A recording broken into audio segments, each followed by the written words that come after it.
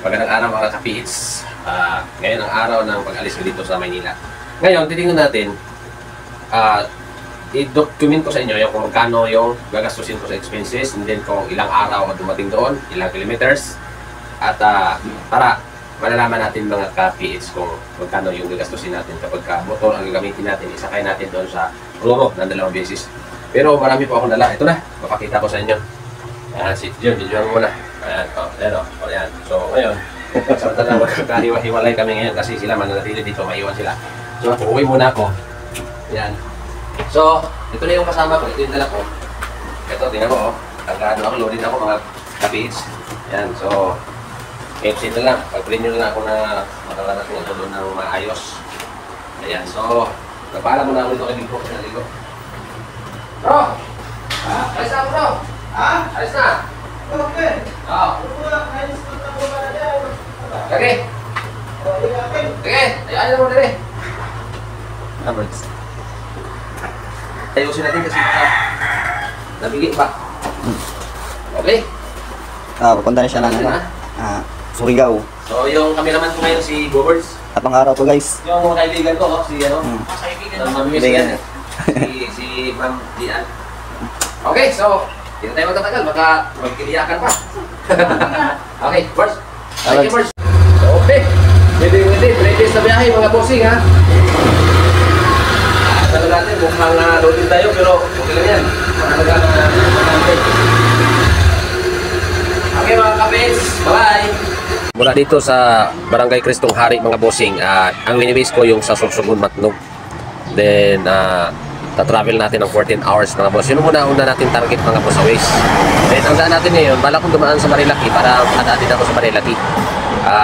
Ang meaning po ng Marilaki is Marikina, Rizal, Laguna, Quezon. So yun ang daan natin mga boss. Daan tayo ng Marilaki para mag-ride tayo. So samahan niyo po ako mga boss sa ating biyahe ngayon from dito sa Manila to Surigao. Kumaliwa sa Rodriguez Senior lalakbay natin mga boss hanggang Sorsogon. Tapos kumanan. Matnog, Sorsogon. Restart tayo ng alis dito is 8:30 AM.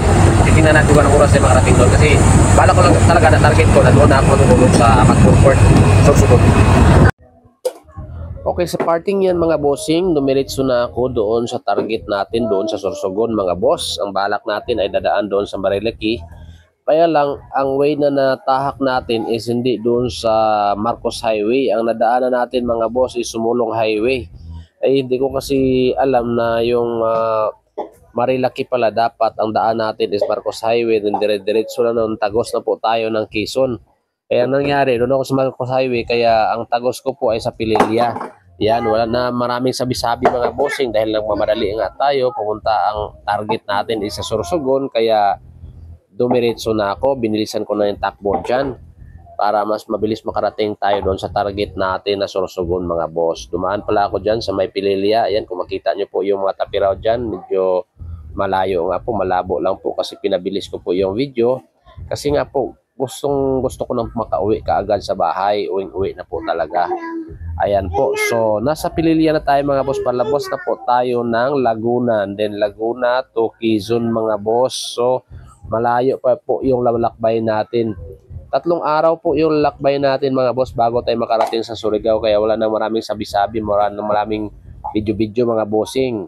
Ang target ko lang talaga ay makakauwi ng maaga. Namiss ko na kasi ang aking pamilya mga bossing.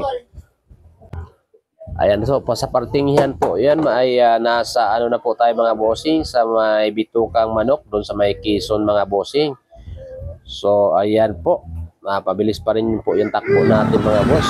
Ayan, nakarating na po tayo dito sa may Quezon mga boss. Tap-over muna tayo dun sa may port din po dyan. Nakalimutan ko nung tawag ng port dyan sa may Quezon. Ayan.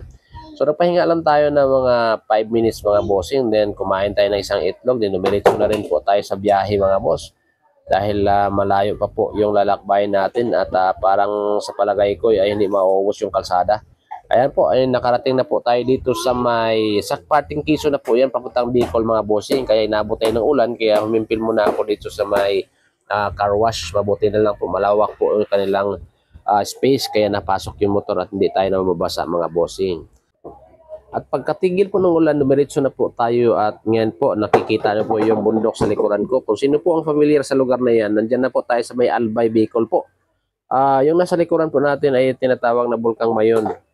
Kaya nagbubukang liwayway pa lang po yan at masaya po tayo dahil pag nakarating na tayo ng Bicol, ibig sabihin nun malapit na po tayo sa Sorsogon. Ayan po, so tuloy-tuloy ko lang po tinumbok yung Bulkang Mayon at sa likuran po niya, nakapagkaikot na po natin yan ay ang Sorsogon na po, yung Sorsogon Port. Ayan po, so ayan na po, alas 7 na po ng umaga niyan at kitang-kita na po talaga yung tarik ng bundok ng Bulkang Mayon mga bossing.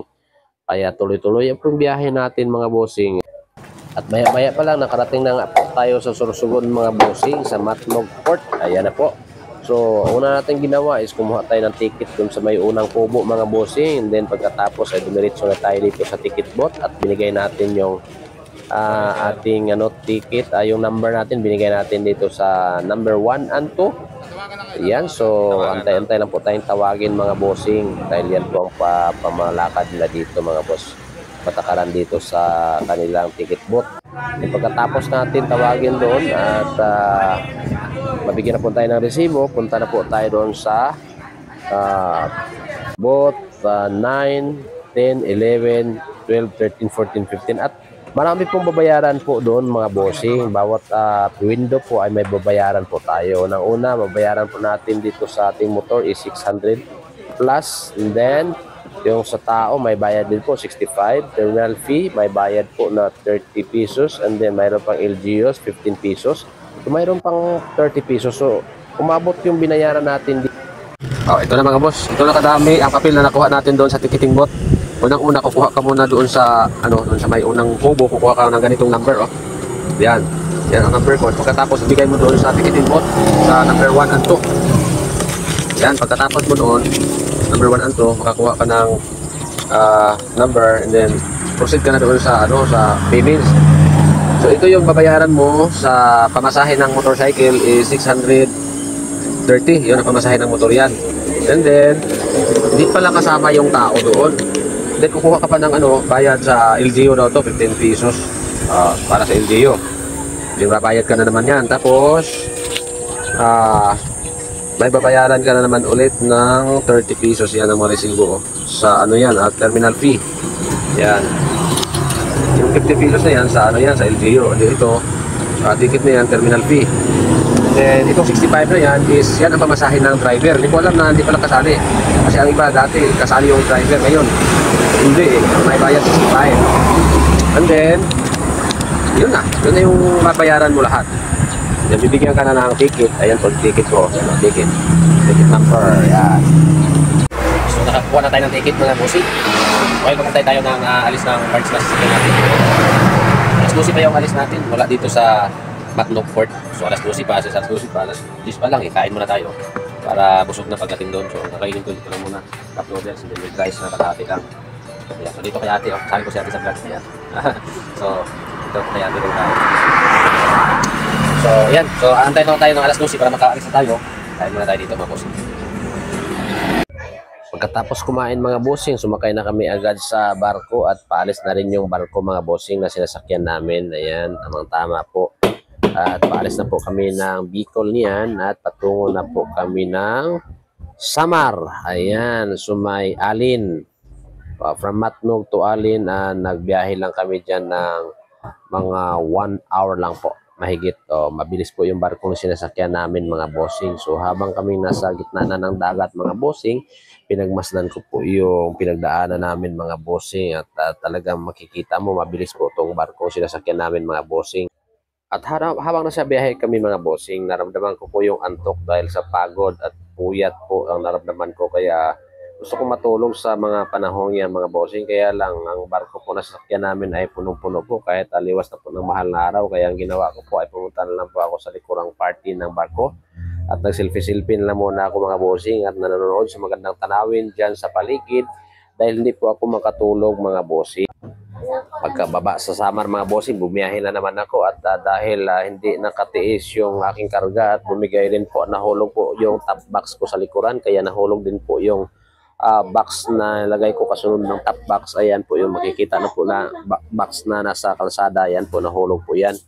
dahil po bumigay po yung bolt ng top box kaya nadamay po pati gitara ko mga bossing, kaya huminto muna ako ng sandali dyan at tinalian ko lang muna itong motor ng guma para makaalis ako dahil natatakot po ako sa parting yan dahil wala pong tao, wala pong bahay ang talagang party ng kalsadang nasiraan ng aking motor mga boss. Kaya yan, dumiritso na ako at nakarating ako ng Katbalugan, Samar mga boss, nasa likuran ko. Kaya huminto ako dyan para mag-documentation sa aking biyahe mga boss. Katbalugan, Samar. Going to Mula Calbayog mga bossing. Ang sunod nating marating is ang San Juanico Bridge. Ayan, habang patawid tayo ng San Juanico Bridge mga bossing, tanaw na natin. Pagkababa natin is ang Baybay Liti mga bossing. Then pagtawid natin ng Baybay Liti, good morning mga idol. So finally, papunta tayo ng Liloan. Malapit na tayo sa Liloan mga boss. Dito tayo dumaan sa Daang Maharlika Highway, Baliacao Bridge. Kaya lang, hindi madadaanan ng bus dito mga boss. Mga light vehicle lang ang pwede dito. Hindi madadaanan ng bus kasi ginagawa yung tulay. Ayan, so from here, siguro mga 30 minutes na lang papuntang Liloan. Din makatawid na tayo papuntang Dipata. Ilang oras na lang mga boss, makakarating na tayo sa Surigao. Okay, patuloy din mo subaybayan ang aking pagbiyahe mga bossing. Thank you for watching. Okay mga bossing, stop over muna tayo dito sa may tinatawag nilang Agas-Agas Bridge. Napakatarik. At saka sa tingin ko ito yung pinakamataas na bridge sa sa Pilipinas na kasi yung Atugan mataas naman pero ito nakakatakot talaga. Pero nakakalula, grabe, sobrang taas. Pag tingin ka sa baba talaga malulula ka. Katakot yung silto pag mabitawan mo rito. May nag-stop over din doon Fiesta. At dito napakagandang view dito, kaya lang talagang nakakatakot talaga. Ayun yung Atugan mataas yun pero mas mataas to.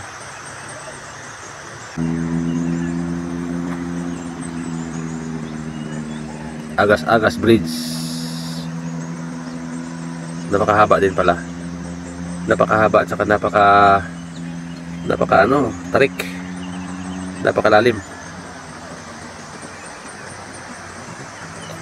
Pagdating ko dito mga bossing, hindi ko maiwasang mapahinto sa lugar na ito mga bossing. Ito ay isang gawa ng kalikasan at gawa ng tao mga bossing.